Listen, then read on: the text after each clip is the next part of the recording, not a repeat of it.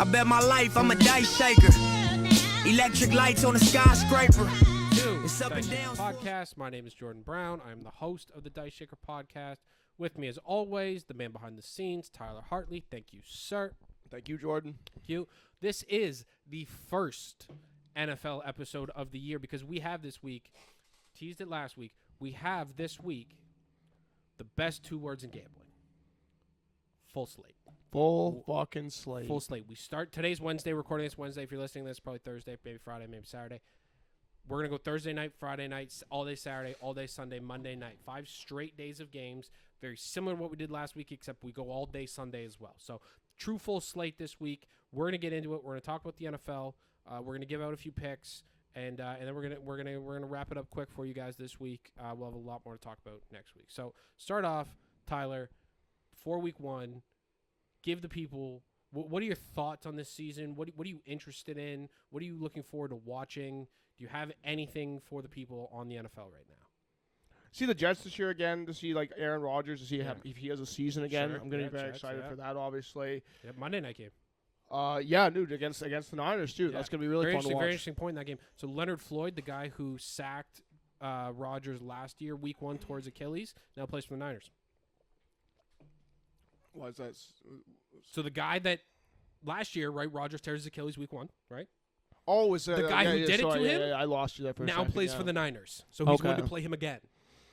Do you think that matters? Do you think I think it's a little bit of... Listen. I think no. I don't think he's going to tear his Achilles again. But he could definitely get hurt again. I mean, the man is damn near 40, just massive, damn near 40, right? So it's like he might get hurt again. But yeah, I like the Jets this year, especially if he stays healthy. I think they're not in like that top tier of AFC teams, right? Like if you want to, obviously Chiefs are probably in their own tier, and then like the contenders after them would be the usual suspects of like the Bills, the Ravens, the Bengals, depending how you feel about like somebody like the Texans. And I think you could slot the Jets kind of in there with the Texans, where it's like, yeah, maybe like if it all goes right, then I could maybe see it. So yeah, excited about them. What else? What else you got? I don't know where you want to start with. I mean, I know you kind of have a plan for this, but like, actually, I think Houston's a fun one to start with, man. Like, what do you think about like obviously Mixon going there? Do you think that's kind of like he's finished? I agree. I saw him go pretty early in some fantasy drafts too. I don't get this. Yeah, no, I think he's probably done. I think same with like they did the Texans did the smart thing. When you've got what they've got is the best, most valuable thing in football, maybe the most valuable thing in sports, which is a franchise quarterback on a rookie deal, right?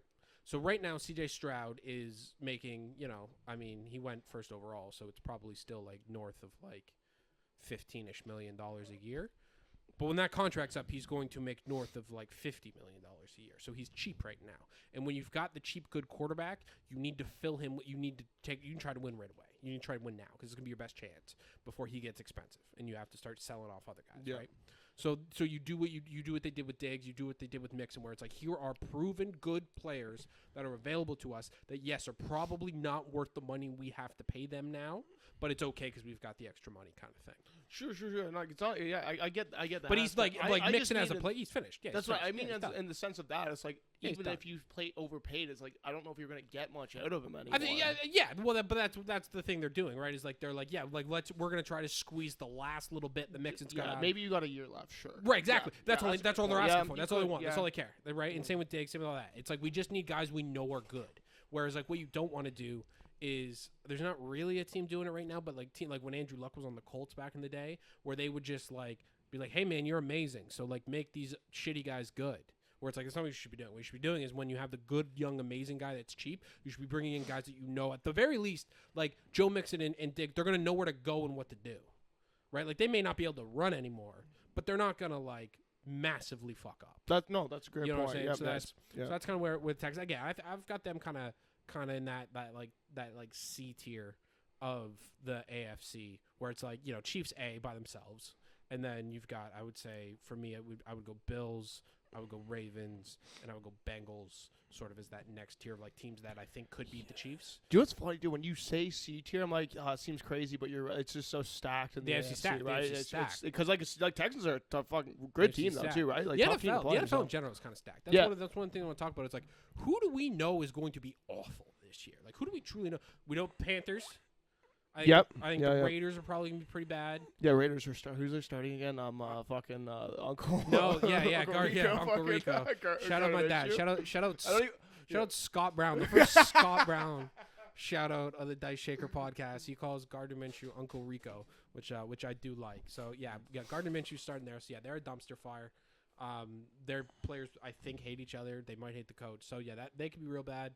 And then the Broncos maybe, but I think they're gonna be better than they were last year. So very very much a thick middle in the NFL this year, and you can see that as we're gonna talk about the board in the lines that we see this week. A lot of home teams favored by anywhere from 2.5 to 3.5 points, which is the book saying we don't know, right? The books bake in 3 points for a home team. Yeah. So if they're favoring a lot of home teams by anywhere from 2.5 to 3.5, they are basically saying we have no idea. The public has no idea. We're just going to try to split the money on either side so that they win either way. Oh yeah, dog. This is a terrible week. The more I look at, there's only a couple games I looked at before I didn't realize everything is just not fun to bet at all. Yeah, so I'm excited to a hear lot the of picks tight actually this lines. week. It's a lot of tight lines. Week one, like I said, week one in the NFL, we need more data points, right? Like we are now at the point in the NFL where we get fewer and fewer data points before the season starts. Players don't move around quite as much, especially like quarterbacks and stuff like that. They don't play preseason games. Teams really, really shut the media out. Players don't say anything anymore, so it's very hard. We got to read early. We need data points. So as we go through and watch these games, things will, you'll see the line spread out a little bit. But yeah, like I said, it goes back to a lot of these teams are very close. The talent gap in the NFL is getting smaller and smaller and smaller and smaller. Really, and that's why, like, if you look at my tiers, it really just comes down to like, do you have an elite quarterback or do you not? Which it kind of always comes down to that, right? Like, yeah, back in the day it was less so. Like you had teams like the 2000 Ravens win with Trent Dilfer as their quarterback just because their defense was amazing. oh yes, that's yeah. You yeah. had- I was like 5, so I don't Yeah, really remember that. you but- could, ultimately, Tom Brady won a lot of Super Bowls. Like for sure, like having the elite quarterback is going to help. Yeah. That's probably going to be the difference. But you at least kind of had a shot at doing it that way. Like there's no world this year where like the Falcons can't win the Super Bowl. Kirk Cousins can't win you a Super Bowl. No. He'll. But they might make the playoffs. Yeah, though, the right? division. Yeah, almost definitely makes. But yeah, Kirk Cousins. But that's what I'm saying. But he's not elite, right? He's not. But eventually, push come to shove in a playoff game, and he'll need to convert a 3rd and 12. And It's going to get you 6 yards, and like that's just how it's going to go, right? So you do. I think you need the elite quarterback to win at the highest levels, and more so than ever before. And that's why you see teams punting on, like getting rid of, like once you draft a quarterback and he's not like the man. And he's just like going to be either like, pretty good or worse than that. Teams are getting off it, right? Kenny Pickett gone. Like these quarterbacks who it's like, yeah, you're clearly not a franchise quarterback. We're just going to try again, right? So because teams know like if you don't have it, you cannot really win it. Especially like in this era where like Mahomes is not going anywhere. Josh Allen's not going anywhere. Yes, like, yeah. Like you are going to need to beat those guys to win a Super Bowl, especially if you play in the AFC. So if you don't have the real time goods, you might as well just punt and draft again. So that's where we're at for the NFL. I'm excited for it. It's always fun to have the NFL back. It's always fun to get the general public talking about football again. I feel like it's just been the sickos in college football for the last couple of weeks. It's just you and you, as far as I know. Man. I don't know. Yeah. This country, it's just me. But out there, like people know, like if you're a football fan, you've been on it for a couple weeks. But this is when the football season starts for most people. So that leads us to Thursday night. We're going to start with Thursday night game. We obviously get a great Thursday night game in week 1. We get Ravens at Chiefs, 3-point spread. Chiefs -3. The total right now sitting anywhere between 47 and a half, I think, or I don't think there's any 48s left. So Thursday nights. Those of you who are new to this, we do a little something on Thursday nights. We call it the Thursday night needle thread. Now, I want to say a couple of things about the needle thread before we go any further. The first thing about the needle thread, and this is important. This is not for everybody. It's not for people who are new to this. It's not for people who get scared. It's not for people who are going to run for the hills at the first sign of danger, all right? This is for the experienced gamblers only. The people who have been through the wars, can control their emotions, okay? Okay, if your stomach gets a little upset when the game kicks off, this isn't for you. You need to sit back, you need to watch. Your day may come. Today's not that day. I'm not leading inexperienced people to sure death, because where we're going, only the strong are surviving in the needle threads, all right? So here's the deal. Needle thread, we pick the side, we pick the total. We parlay them together. Now, Jordan, I thought you said the same game parlays are for suckers. They are for suckers. they are for suckers. And what I just said was we don't let the beginners in on these. Okay, these are calculated risks. I'm putting together the parlay. It's not FanDuel telling you, hey, bet 7 things, we'll pay you $10,000 if it happens. We're betting 2 things. It's gonna be a plus number. Okay, yeah, it's hard. It's hard. Yeah, it's hard. Yeah, it's hard. Okay, that's why anything we're doing is hard. All right, we're gonna needle thread. I'm getting worked up. We're going to needle thread. We're going to pick the total and the side. So that's hard because you have to pick how the game is going to go exactly, right? We have no room for error in either direction here. So how does that work out for this Thursday? Chiefs-Ravens. Chiefs at home, Super Bowl ceremony. Chiefs on the verge of history. Well, not on the verge of history, opportunity to make history. Nobody's ever won 3 Super Bowls in a row before. Never been done. Never been done for a reason, right? Very difficult to do, very hard to keep the team together, very hard to stay healthy for 3 straight years. I actually think the Chiefs are going to be better this year than they were last year, to be honest with you. I think the defense is going to be maybe not as good, but still pretty good. They did lose L'Jarius Sneed. He now plays for the Titans. Shout out the Titans. We'll talk about them in a little bit, some disclaimers with them. But L'Jarius Sneed gone, everybody else kind of back. Offense, they've added some more pieces. Hollywood Brown there. I know that's your guy, Tyler. I know you love a Hollywood Brown. You know, just from fantasy purposes, I've always loved grabbing Hollywood. Listen, everyone does too. He's he's an Oklahoma guy. I've loved Hollywood Brown for awesome. Years. Yeah, for years. Him and CeeDee Lamb, same team on the same team. I know that from you. That was sick. Yes, that was sick. That was sick. So I think they are going to be better this year. Do I think they give a fuck about this game? No, I truly don't. I think these boys have been on summer vacation for a long time. I think they got 2 rings. Everybody on this team basically has a ring already, so like there's not a lot of hunger coming there. Andy Reid, he's chasing the all-time wins record. He's going to get it. Everybody thought Belichick was going to get it. It's going to be Andy Reid who ends up getting it, which is going to be crazy. That's great. That's a good point, actually. Yeah. I don't want to interrupt you, but that's funny though. I always thought of Bill Belichick being like the greatest coach, like all this stuff, and it's Andy Reid is just silently, like he's going to, No, well, and that's just it, right? Not even silently, but it's just nobody talks about it as much as like they do with Belichick, though. Well, because Andy Reid got that last half of his career that Belichick never got after Brady, right? When Reid got run out of Philly back in the day after winning a ton, went to a Super Bowl, went to a bunch of NFC championships, got run out of there. And goes to KC and gets the quarterback of the generation, and so he's able to prolong his career and could honestly keep doing this for a little while. As long as he stays alive, he is. That's 70 years old, 300 pounds. Listen, we're not going to put that one out in the air. Right? He's going to be fine. He'll be all right. It's kid, not so much. Look that up. Look up Andy Reid's kid. Tough situation. We need to have we need to have like another segment. It's like the dirt. It's called the dirt. And it's like Jordan Brown's take. Though. Wow, it's not even my take. It's public knowledge. No, but you pick up some good shit though, man. That's so funny. I didn't even know Andy Reid had a kid. Yeah. You're right. You're right. He had a kid. Not anymore. Tough. That's the next week episode thing. Wow. Just look up Andy Reid and heroin, OD, training camp, that whole situation. His kid OD at camp and died. Like his camp? Training camp. Yeah. Jesus tough Christ. Oh yeah, tough guy. Maybe not the best dad in the world. Good coach. He's busy. Yeah, that's what it is. Busy winning. The house is huge. Yeah, kids fucking like I'm so sad. It's like let's take another fucking Gatorade, kid. There's tons of them. Yeah, you're sad. I'm gonna fucking sit here and watch all film all night. So anyway, so I don't think the Chiefs care about this game, but I do think they are going to be good again. Like I think they is the best chance anybody's had at 3 straight. Obviously, I mean the last repeat was 20 years ago. So,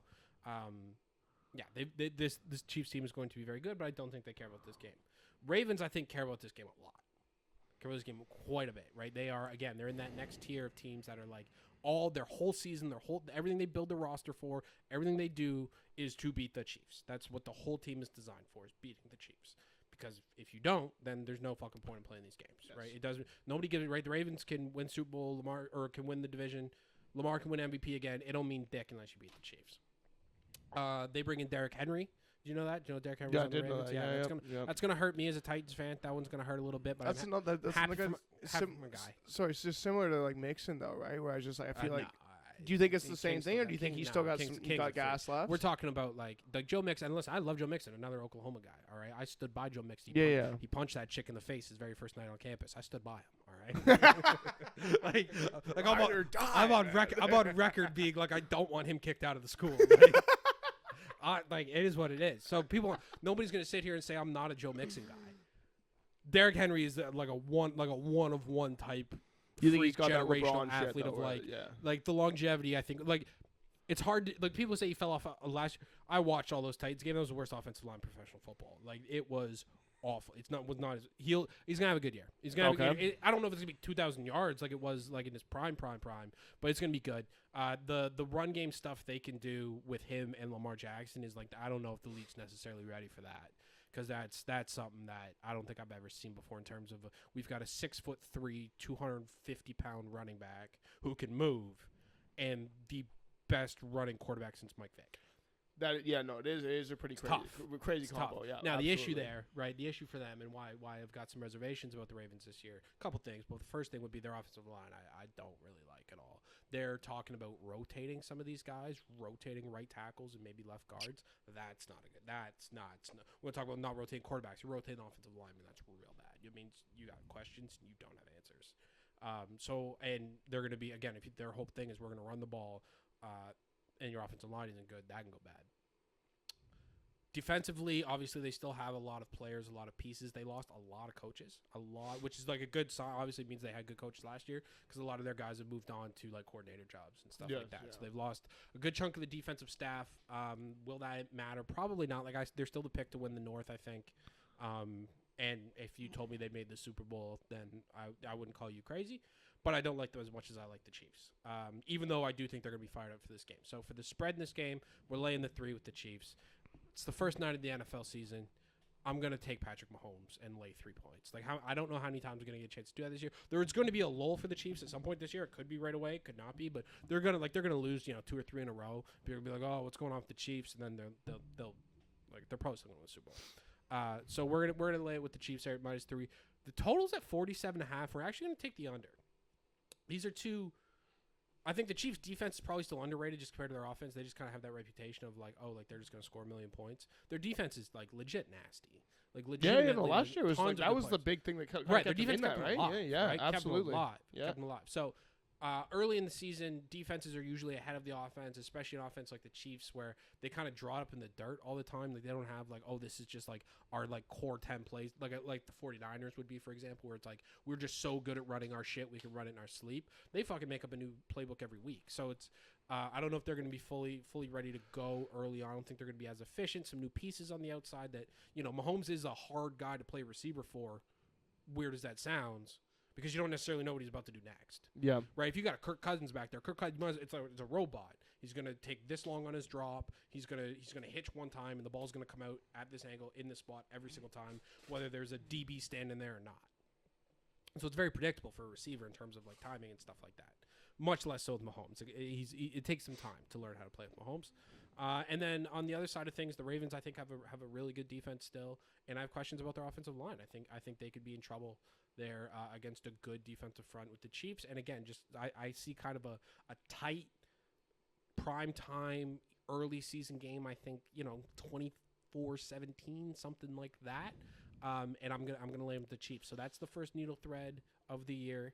Chiefs -3, under 47.5. Those odds are going to work out. The needle thread usually comes out somewhere in the plus 230-ish range. Yeah. Generally speaking, we will throw a money line in there sometimes, but it must be within the 120s. I'm not going to. That's what to honor, respect. It's a gentleman's sport. We're not going to start getting out here and being like, oh, needle thread money line -150. That's bullshit. We're not doing that. Got to be within the 120s for me to do a money line. Most weeks will be spread. Chiefs -3, under 47.5. That's your Thursday night needle thread. As a reminder, if you are new to this, that's not for you. I don't want to hear next week about people go, I can't. The needle thread, you weren't meant for it. It wasn't built for you. Okay? It's not for you. If you needle thread, you accept the risks that come. That's all that needs to be said with the needle thread. Next game. Tyler, do you know we have a game on a Friday night this week? I did. I saw that. Yeah. Okay. I'm very excited for it, too. Yes. So Eagles Packers. Do you know where this game is being played without looking it up? No. Okay. If you had to guess, I'll give you. It's not in America. If you had to guess, where are they playing this game? What did they do that last year? No, they go weird places now. There's kind of every year is a different place. I couldn't even guess, man. Okay, so they're in Brazil. They're in Brazil. Yeah. Okay. See, there's no way I would have, right? Like, right. They keep trying to expand. There's no way I could guess Why would it be happening in Brazil? No. Now, you're not a guy who pays attention to the news really at all. No. Okay, so you got no idea what's happening in Brazil right now, right? Okay. It's not good. It's not good what's happening in Brazil right now. They got a whole, perhaps, dictator situation, a lot of public unrest. He said, I got elected. They're like, the election was bullshit. They just banned Twitter in the country. Now you can't get Twitter access there at all. It's illegal to download it. You can go to jail if you have it on your phone. If you use a VPN to access it, you can go to jail. They're like cracking out hardcore stuff there. People, economic strife, lots of problems going on. A lot of players have already come out and said, we shouldn't be going. We don't want to be here. We shouldn't. They've told their families, do not come. These guys are going to be flying into Brazil, into like a third world country. They're going to be going from the hotel to the stadium to the hotel. They are not like, that's it. They're living like a secluded life the whole time they're there. The crime rates are through the roof. It's real, real bad. These guys are focused on anything but football this week. The total is at 49. The under is the lock of the week. The under's the lock of the week. The under is the lock of the week in this game. Now, the international games, like it's now, I mean, it used to be an edge where like people hadn't caught on. Now they call them the London games. They call it the Lunder, because like when teams have to travel that far of a distance and players get so, we didn't even talk about the fucking time change. When teams get so far out of their routine and players get uncomfortable, they're not sleeping in the same beds, they're not eating the same foods, it can become very difficult for them to focus on the game. The atmosphere in the game is weird because it's not like a home crowd. It's not even football fans. Like, they don't cheer at the right times. Like, it's a very weird week for these guys. The field a lot of time is fucked up. Like, it's not what they're used to. The one in Mexico, the field was dog shit. So anytime you get an international game, you should immediately be thinking under. And then combine that with, like, these guys, like, players have come out and said, we don't want to go, we don't want to do this, we don't want to be here. All these guys are trying to do is not get hurt, get back on the plane, get the fuck out of there. This is going to be a sloppy, messy 17-10 type of game, I think, and the total's at 49. Now, obviously, like, the Packers' offense this year should be good. I actually have questions about the Eagles and what their offense is going to be without Jason Kelce. He did a lot for them from like a schematic standpoint. Like, again, Jalen Hurts is my guy. It's an Oklahoma guy, but like Jason Kelce was like calling out all the protections and doing all that stuff for him. So I think they could at least early on in the season you could see a step back there. But they got Saquon, so you know that kind of gets the marks being like, I had him in fantasy. He's good. Yeah, we'll see. So I'm very comfortable under 49. There, 49 is a good key number. Obviously, 7 touchdowns. That's the lock of the week. I will take that every time. The game is happening in a literal that's so fun, man. Under for political purposes here. Well, that's what you got to do, though. It's not even political. It's just like we gotta when we don't know, when we're early in the season, we don't know much about these teams. We have to pick spots. No, right? It makes sense. It is still we're the playing same. The spot. It's still the same. Besides like the political shit going on, it's the same as the London game, though, right? And like, yeah, you talk. Right. I've hit many of. I've hit those unders before because you're like, yo, like hit the bet that. Bet like, so no, listen. I've said it before. In Jordan, we trust. This week we march forward, man. That's a great. I love that, dude. I love that. The log of the week. It's like I said, the international games. There's a couple other edges that we'll talk about it when they come up that you can get in the international games. They don't apply here necessarily. So sometimes, like last year, there was one where, like one team, I forget what team it was. They played over there twice. Like they stayed. Like they played one game and then the next game. I think it might have been the Jags because they fucking love going over there. And they stayed over there for the second week, and then a new team flew in and played them the second week. They're obviously going to kill that team because they're not traveling. They're already there. Their body clocks are adjusted. They're in a routine now, whereas the other team is just showing up. Yeah. So that was an easy one. They cashed that one easy. And then it's good to track when teams get there. It's usually better for teams to get there earlier than later. Some teams try to show up like at the last minute, so they're there like the shortest amount of time. But it seems like the numbers are kind of in on this now, where it's actually better to show up early and like get your body clock adjusted and shit like that. So if you can pick up on like one team showing up early, one team showing up late, that could be an edge as well. Anyway, we're off that. That's Friday night. That game's going to stink. The NFL shouldn't do it. It's a complete cash grab. It might be like I honestly think like cartels are paying for that game to be there. So whatever. That's under 49. That's the lock of the week. That's what we got. We're on to the Sunday slate, the real stuff. This is going to be a fun day. That's the best thing about the NFL. This is why the NFL is undefeated in terms of its popularity. Is you can look at the slate and be like, oh, none of these games are great. Like, I don't see an edge. Like, I'm not excited about any of these games. The NFL is manufactured to just be close into the fourth quarter and have 9 games on at once, and that's going to be exciting. And it is every time. It's listen, I have gripes with the NFL about how much they take advantage of the fact that they know they have like this undefeatable product. That doesn't change the fact that it's undefeatable. Like, it's going to be fun. Guarantee it. People are going to bitch, moan, and complain. And we're going to get to the witching hour at 3 o'clock on Sunday, and there's going to be 7 games within 3 points, and it's going to be sick. You're going to be watching Red Zone. It's going to be it's going to be amazing. So, where are we at for picks? I don't love a lot this week, but we are going to pick. We got 1, 2, 3, 4, 5 picks. We'll do them quickly. First game, Falcons-Steelers. Falcons at home. I like the Falcons this year. We talked about Kirk Cousins a little bit. He is the equilibrium of professional football. He is the definition of average. I have a saying that if you need 4 yards, Kirk Cousins will get you 6. If you need 8 yards, Kirk Cousins will get you 6. That is kind of the kind of guy he is, and you can expand on that to the team as well and say that if you have an average team, Kirk Cousins will make you good. If you have a great team, Kirk Cousins will make you good. That is the type of guy he is. There's a certain baseline to where he plays, but there's also a ceiling. The Falcons just need that. They have all the skill position weapons, Bijan Robinson and Drake London and Kyle Pitts and all these guys that people have drafted in fantasy who have underperformed because literally the Desmond Ridder, the quarterback who they had last year, literally doesn't have a job right now. He's out of the league. So like their quarterback play last year was bad. Kirk is going to at least he'll take it to good. They'll go to good. They're going to be a good offense. I feel very comfortable saying that. They will not be great. He's not capable of that. They will be good. And if you have some fantasy nerd advice for you, I guess most people have already drafted, but all the Falcons guys are probably going to have big time statistical years, and I think they'll be in contention for the division. I like them, so we're laying the Falcons -3 at home. I don't really believe in the Steelers that much. They're going to start Russell Wilson. I think he's finished. He's been finished. I don't think their offensive line's that good. It's gotten better. I don't think it's that good. I don't think Russ can create the magic he used to be able to create. Their defense is going to be very good, but again, I think Kirk and the Falcons will be able to do enough there to cover the 3 at home. So we're on that. Feel decent about that one. Next one we like in the 1 o'clock slate, Bills-Cardinals. Big on the Bills this year. High on the Bills. I think if I had to pick a Super Bowl winner right now, I would pick the Bills, I think. And again, it's sort of that they lost Gabe Davis. They lost Diggs. Those guys were finished, man. That offense last year was not good. It was Josh Allen doing everything. He had his, career high in rushing touchdowns, career low in passing touchdowns because, it just wasn't there. Diggs can't run anymore. Davis can't run anymore. It's just over for those guys. And so they brought in Curtis Samuel as a free agent. They drafted my guy, Keon Coleman, my absolute dog. He's a rookie this year. He was at Florida State. He is some of the funniest interviews of all time. You should look this dude up. He's hilarious, and he's also sick. He's not fast. That's the thing. The reason he slipped a little bit in the draft and the reason he went under-recruited originally coming out of high school is he's not that fast. He only runs like a 4.6, but he's big as shit, and he can catch everything, and he has long-ass arms, and he's strong, and he runs good routes, and he's a good football player. I'm big on Keon Coleman. They also have Dalton Kincaid, another one of my absolute dogs. Tight end, was at Utah rookie year last year, but at Utah 2 years ago, was sick in college. Would be 13 catches for 145 yards, just the entire Utah offense. He's going to be very good. I think he could turn. I think people want to talk about who's going to replace Diggs. I think it might be the tight end. I think it might be Dalton Kincaid.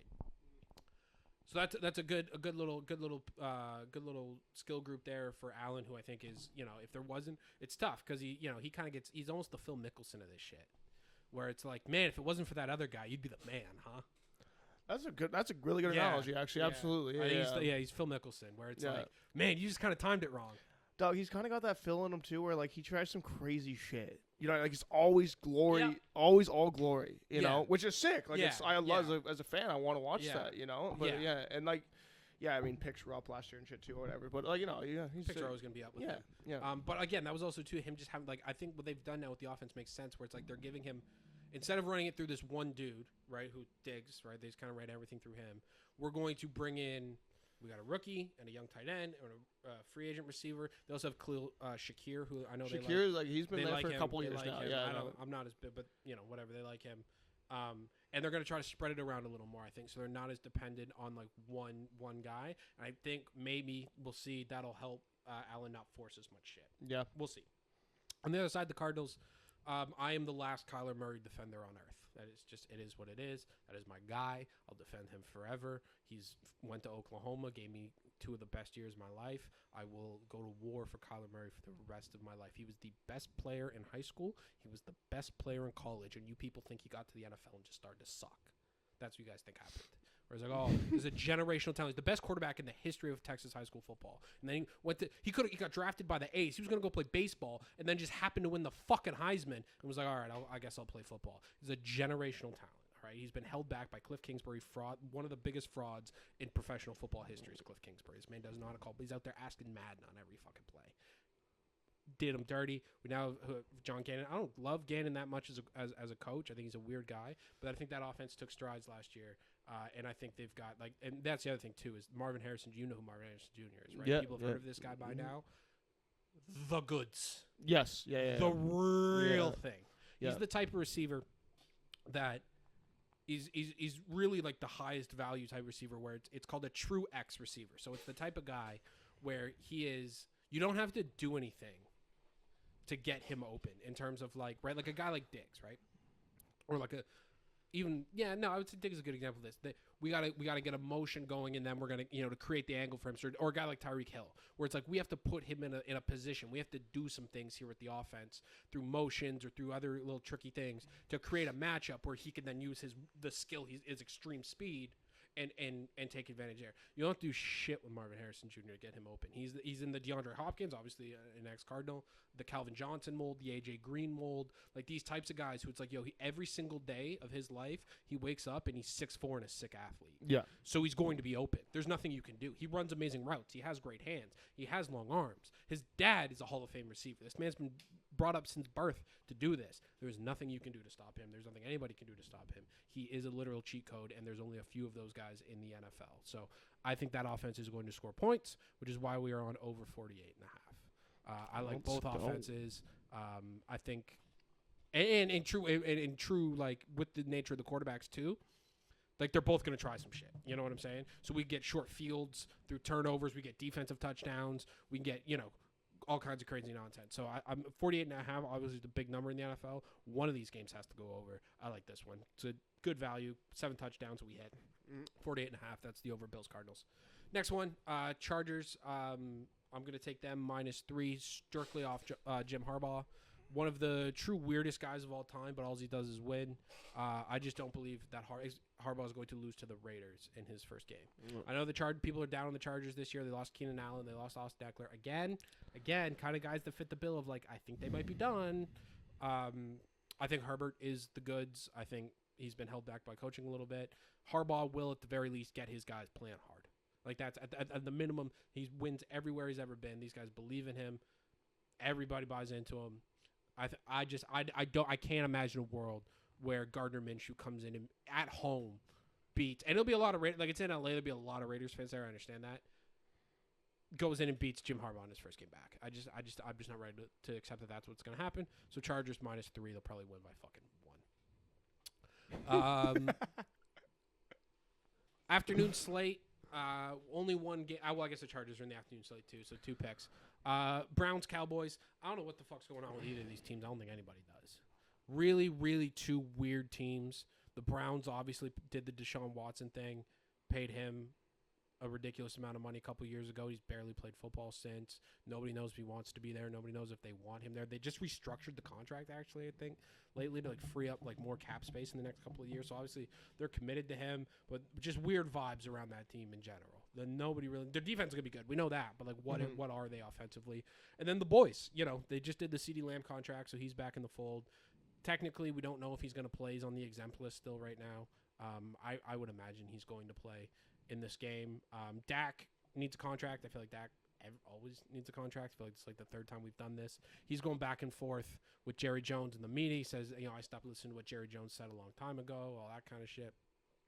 So again, you never know with Mike McCarthy, the dumbest coach in fucking professional football. That's where this is gonna hurt, because I'm taking Cowboys money line here, +120. It's within the 120s. It's the only time we do money lines, within the 120s. And I know if this is a lose, like if the Browns defense shows up, I'm just gonna have to look at Mike McCarthy's dumb fucking face on the screen, just confused as shit on the sideline. Hey, Mike, it's 3rd down. Fucking confused all the time. His tongue hangs out a little bit. Just thinking about snacks and shit. Yeah, you've had a disdain for Mike McCarthy ever since I've met you. Yeah, I hate Mike McCarthy. Everybody hates Mike McCarthy. And that's the thing, right? The Cowboys players, I'm sure, hate Mike McCarthy. Yeah. So it's two teams I don't have a great read on, but I think the Browns' offense could be real bad. I don't know if Nick Chubb's even going to play. People said he could play, might not play. I don't know. But there's got to be an upset on the road this week, and I think it would be I could very much see Dak is one of the things, but I don't like Dak that much, but he's an all-time bag getter. This man figures out how to get paid. And a great way to get paid and to turn up the heat on Jerry Jones is come out and throw like 3 touchdowns in week 1 and have all the Cowboys fans being like, holy fuck, we need to pay this guy. And then Dak cashes it again. I might start this. The 2 quarterbacks I can think of that will never be like legends on the football field, but are already certified legends at the bank is Kirk Cousins and Dak. Like those guys, it's like you have to tip your hat and be like, you guys have made way more money than you ever should have made. It is just off leverage and like playing well at the right times and stuff like that. It's like really got to hand it to them. All-time bag getters, both legends at the bank. So that's it. So that's Cowboys money line. I think it could be a big time Dak FU game, and like I truly don't know if Cleveland's quarterback wants to play football. Last one, Sunday night, Lions-Rams.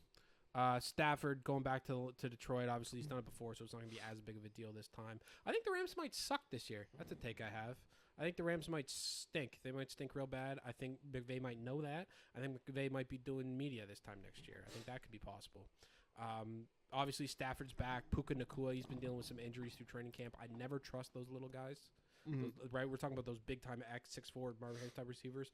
Those are the guys I love. These Puka Nacuas, the guys, the Cooper Kupps. And listen, I've been wrong on Cooper Kupp a million times already because he's obviously had a great career. But it's like the thing where it's like, you got to manufacture them open. McVay's obviously great at that. I just don't trust it as much. I don't like their offensive line.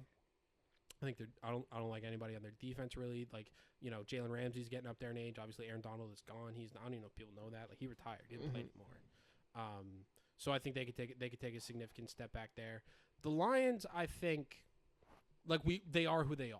We know exactly what we're getting from the Lions, I think, at this point, and that's kind of what it is when you have Jared Goff, right? Jared Goff very much in that Kirk Cousins mold of like you're going to have a certain baseline that you can't really like get above or below. But if you put a lot of talent around them, that's going to work out well. Obviously, their offensive line is good. Amon-Ra St. Brown. They want a little more out of Jameson Williams this year. And then the defense should continue to get better. Aiden Hutchinson will probably have, a pretty big year this year. I could see him in like the 15, 16 sack world. So I like the Lions. I don't like them enough to lay the points. I think the play here is under 51.5. We're going to see this year because last year there was a big trend, especially in primetime games, of low scoring. Scoring was down across the board last year. We'll see if that continues this year. If it does, this will be a good indication of that.